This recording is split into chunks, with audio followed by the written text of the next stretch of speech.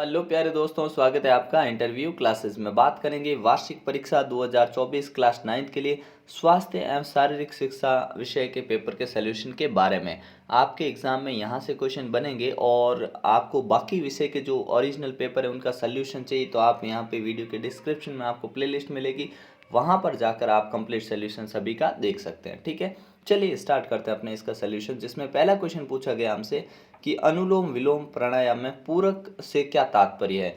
पूरक का मतलब होता है श्वास को अंदर लेना, ठीक है ना, श्वास को अंदर लेना, ये ऑप्शन करेक्ट हो जाएगा। और रेचक पूछा जाता है हमसे कभी कभी, रेचक, तो रेचक का मतलब होता है श्वास छोड़ना, जो बी ऑप्शन लिखा ना ये रेचक है, श्वास छोड़ना रेचक है। और पूरक का मतलब हो गया श्वास अंदर लेना, श्वास लेना। ठीक है, अगला क्वेश्चन है खेल दिवस कब मनाया जाता है। बड़ा ही सिंपल क्वेश्चन पूछा हमसे, तो 29 अगस्त को मनाते हैं। मेजर ध्यानचंद के जन्म दिवस के रूप में अपने देश में खेल दिवस मनाया जाता है। ठीक है, अगला क्वेश्चन है कि कोरोना रोग को फैलने से हम कैसे रोक सकते हैं। तो मास्क लगाकर, हाथ धोकर, उचित दूरी बनाकर या उपरोक्त सभी। तो डी ऑप्शन करेक्ट हो जाएगा, उपरोक्त सभी। ठीक है, अगला प्रश्न है एकमात्र आसन जो भोजन के बाद किया जा सकता है वो कौन सा है। हलासन, चक्रासन, भुजंगासन या वज्रासन।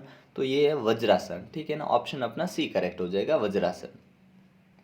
फिर क्वेश्चन है कि नहीं दो संक्रामक रोगों के नाम लिखिए। तो संक्रामक रोग जो संक्रमण से फैलते हैं तो कौन कौन से रोग हैं, तो आप इसमें लिख सकते हैं अपने चेचक हो गया, इन्फ्लुएंजा हो गया, ठीक है ना, और मलेरिया हो गया, ये सारे कैसे हैं, संक्रामक रोग हैं। फिर पूछा है खो खो की टीम में कितने खिलाड़ी होते हैं। तो यूँ तो टीम में देखा जाए तो 12 खिलाड़ी होते हैं खो खो में, लेकिन प्रत्येक टीम में खेलने वाले खिलाड़ी 9 खिलाड़ी होते हैं। तो आपका आंसर क्या हो जाएगा, 9 खिलाड़ी होते हैं टीम में। ठीक है, मैदान में 9 ही उतरते हैं, फिर टीम में चेंज करते रहते हैं, बाकी 12 की टीम होती है। ठीक है, कृष्णा पूनिया किस खेल से संबंधित हैं। तो ये अपने डिस्कस थ्रो से, किससे, डिस्कस थ्रोअर है, मतलब डिस्कस थ्रो जो गेम है उससे ये संबंधित है। ठीक है, फिर विटामिन ई की कमी से होने वाले रोग का नाम क्या है। तो विटामिन ई की कमी से होता है एनीमिया, एनीमिया रोग हो जाता है। कौन सा रोग, अपने एनीमिया रोग हो जाता है विटामिन ई की कमी से। फिर नेक्स्ट क्वेश्चन है संतुलित भोजन से क्या तात्पर्य है। तो संतुलित भोजन उस भोजन को कहते हैं जिसमें सभी पोषक तत्व जैसे प्रोटीन, ठीक है, कार्बोहाइड्रेट, फैट यानी वसा, ठीक है, विटामिन, खनिज लवण और जल, ये सारे मौजूद होते हैं, उसे हम क्या कहते हैं, अपने संतुलित आहार कहते हैं। तो ध्यान रखिएगा संतुलित आहार कौन सा होता है, जिसमें प्रोटीन, कार्बोहाइड्रेट, वसा, विटामिन, खनिज लवण, जल, ये सभी उचित मात्रा में मौजूद होते हैं, उसे हम संतुलित भोजन कहते हैं। और ये हमारे शरीर को स्वस्थ रखने के लिए बहुत ज़्यादा ज़रूरी होता है। अगला क्वेश्चन है शारीरिक शिक्षा का क्या उद्देश्य है। तो व्यक्ति को स्वस्थ रखने का मुख्य उद्देश्य होता है ताकि व्यक्ति है जो हष्ट पुष्ट और स्वस्थ रहे, ये मुख्य उद्देश्य है। अगला है अपना किन्हीं दो इंडोर गेम के नाम बताइए। इंडोर मतलब जो हम घर के अंदर, कहने का मतलब कहाँ खेलते हो, घर के अंदर या छोटी सी जगह में अंदर खेले जा सकते हैं। तो कौन सा हो सकता है, एक हम लिख सकते हैं शतरंज से, ठीक है ना, शतरंज हो गया, कैरम बोर्ड हो गया, टेबल टेनिस हो गया, ठीक है ना, टेबल टेनिस, ये सारे कैसे गेम हैं जो इंडोर गेम है, अंदर खेले जा सकते हैं। यहाँ आपसे आउटडोर गेम भी पूछ सकते हैं, ठीक है, तो आउटडोर में क्रिकेट हो गया, फुटबॉल, हॉकी, ये सारे मैदानों में खेले जाने के वाले गेम हैं। कुपोषण से होने वाले हानियाँ लिखिए। तो कुपोषण से बहुत सारी हानियाँ होती हैं, ठीक है। एक तो कुपोषण से बीमारियाँ होती हैं, जैसे अपने एनीमिया हो गया, ठीक है, अगर मान लीजिए विटामिन ई की कमी तो एनीमिया हो जाएगा, ए की कमी है तो रतौंधी होगा, बी की कमी से बेरी, सी की कमी से स्कर्वी, डी की कमी से रिकेट्स, ठीक है ना, ये भी पूछा जा सकता है।